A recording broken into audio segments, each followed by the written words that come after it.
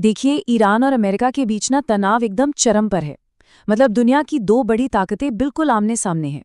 लेकिन सोचने वाली बात यह है कि इस ग्लोबल टेंशन का, इस टकराव का असर सीधा सीधा हम सबकी जेब पर कैसे पड़ रहा है। आइए इस पूरी कहानी को जरा समझते हैं। तो ये सब शुरू कैसे हुआ? बस इस एक बयान से। अमेरिकी राष्ट्रपति डोनाल्ड ट्रंप ने ईरान को एक खुली चेतावनी दे दी। अब ये सिर्फ कोई धमकी नहीं थी, ये तो वो चिंगारी थी जिसने पूरी दुनिया में एक तरह से हलचल मचा दी। और देखिए, ईरान की तरफ से जवाब भी आया। उनका दावा है कि उन्होंने अमेरिका के 2 F-35 फाइटर जेट्स को मार गिराया है। अब ये कोई मामूली बात नहीं है, बिल्कुल नहीं, क्योंकि पिछले 23 सालों में ऐसा पहली बार हुआ है कि किसी दुश्मन ने F-35 को गिराया हो। मतलब इससे अंदाजा लगाया जा सकता है कि मामला कितना गंभीर हो चुका है। 365 ये आंकड़ा है अब तक घायल हुए अमेरिकी सैनिकों का। देखिए, हर लड़ाई की एक इंसानी कीमत होती है ना, और ये नंबर हमें बस यही याद दिलाता है कि जमीन पर असलियत कितनी गंभीर होती जा रही है। लेकिन ये कीमत सिर्फ जंग के मैदान तक ही नहीं रहती, इसका असर बहुत दूर तक जाता है। तो ठीक है, ये सब कुछ हजारों मील दूर हो रहा है। लेकिन अब असली सवाल पर आते हैं। ये जो इतना बड़ा तूफान उठा है, इसकी लहरें भारत तक कैसे पहुंच रही है? चलिए देखते हैं।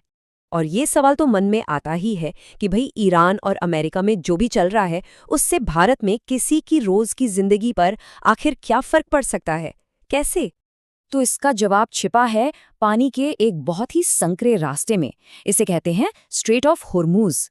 अब ये समझिए कि ये दुनिया की एनर्जी सप्लाई का सबसे बड़ा चोक पॉइंट है। मतलब एक ऐसी गर्दन जहां से दुनिया का करीब 20% तेल गुजरता है, और भारत की एनर्जी की जरूरत है वो भी इसी रास्ते पर बहुत ज्यादा टिकी हुई है।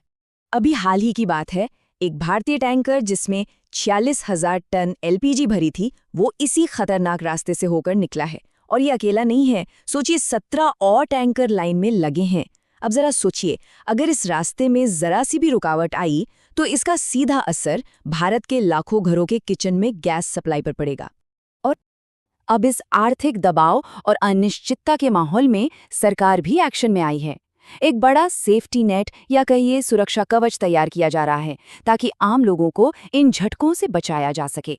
तो सवाल ये है कि इस सुरक्षा कवच में कौन कौन है?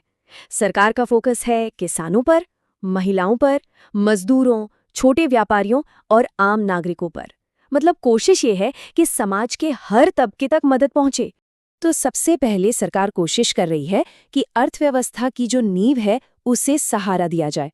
किसानों को सीधी फाइनेंशियल मदद दी जा रही है, जिससे खेती पर असर ना पड़े।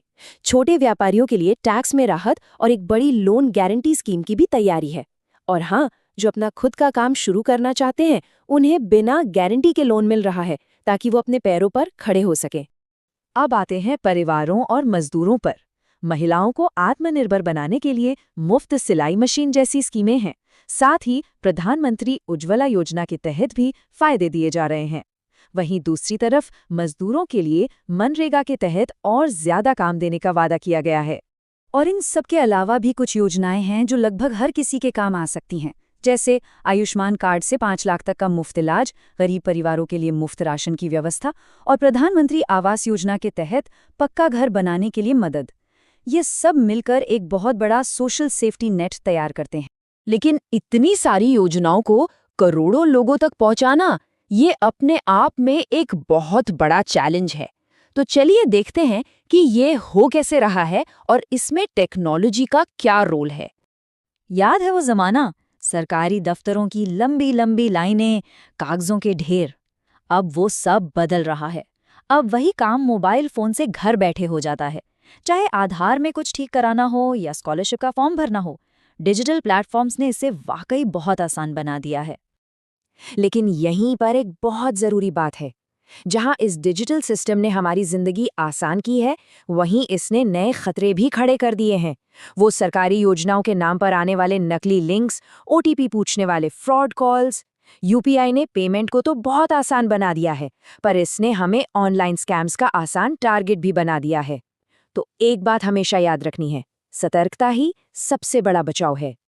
तो चलिए अब इन सभी कड़ियों को जोड़ते हैं और समझने की कोशिश करते हैं कि इस पूरी तस्वीर का मतलब क्या है।